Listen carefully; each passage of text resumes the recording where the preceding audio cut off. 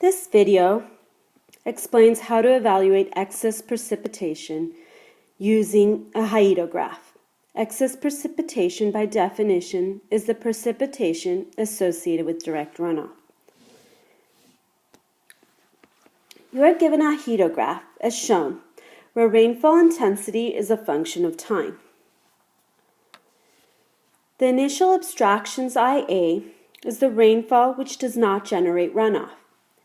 It accounts for the initial portion of the rainfall hyetograph. This is where rain is either completely intercepted by the watershed through infiltration, storage, or other methods.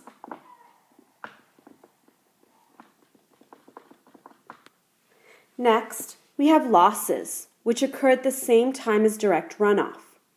This portion of the hyetograph will not generate runoff.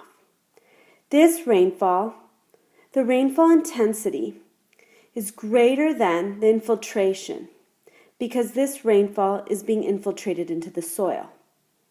The rainfall that is not infiltrated will generate runoff. The excess precipitation is the rainfall which generates runoff.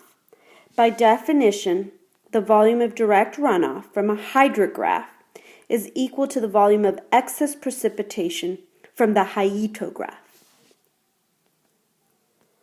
Let's discuss the Phi Index method. The Phi Index method is a way to calculate the excess precipitation. There are many methods available. First, you can see the hyetograph from the previous slide. You still have initial abstractions, losses, and excess precipitation. Next, we're going to convert this hyetograph to follow the Phi Index method as follows. The Phi Index still has initial abstractions.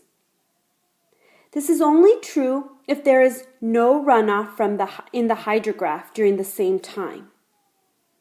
The losses do not follow a curve, but a constant loss known as phi.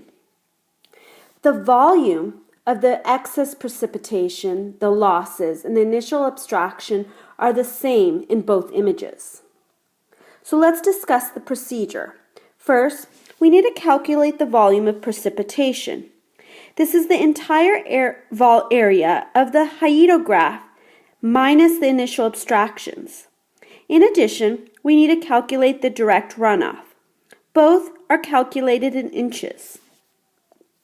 Next, we need to calculate phi, which is determined as the volume of precipitation minus the volume of direct runoff divided by the duration, d, in hours. The duration, d, is highlighted also in the upper right-hand corner of the hyetograph. Next, we need to compute the loss function, LT, which is equal to phi when phi is less than the infiltration or in the rainfall intensity, or it's equal to the rainfall intensity if phi is greater than the rainfall intensity. Next, we need to calculate the volume of the total losses. The volume of the total losses is equal to the loss functions from step 3 times the delta t. This is the total loss area in purple. Next, we need to compare the volume of losses to the change in the precipitation minus direct runoff. If VL is equal to VP minus VD, phi is valid. Otherwise, we need to do a correction as shown. It should be noted that dN is a new duration, and this new duration is associated where the phi from step 2 intersects the hyetograph. Finally, you can calculate excess precipitation. So let's do an example. You have a watershed that's 100 acres with a delta T of 30 minutes. You have a rainfall intensity of 0.2, 0.4, and 0.3 as shown in the hyetograph, and you have a direct runoff hydrograph of 1, 5, 10, 7, and 2 as shown in the hydrograph. First, we need to calculate the volume of precipitation, as shown. It should be noted there is no initial abstractions in this problem because there is flow during the first time step. Next, we want to calculate the volume of direct runoff. We need to remember to divide the volume under the graph by the watershed area to get inches and do unit conversion. Next, we're going to estimate phi, where duration is 1.5 hours, which is the time of the hyetograph.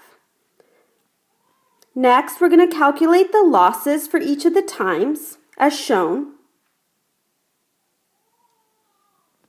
We will calculate the volume of the losses as the area under the red line, which we get to be 0.32, which is less than 0.33. Therefore, we need a correct phi. And this is the correction to phi. The new duration is 1 hour because the phi in step 2 intersects the hyetograph in 1 hour, over a 1 hour time period. Our corrected phi is 0.23. We will do examples in class to further solidify this concept.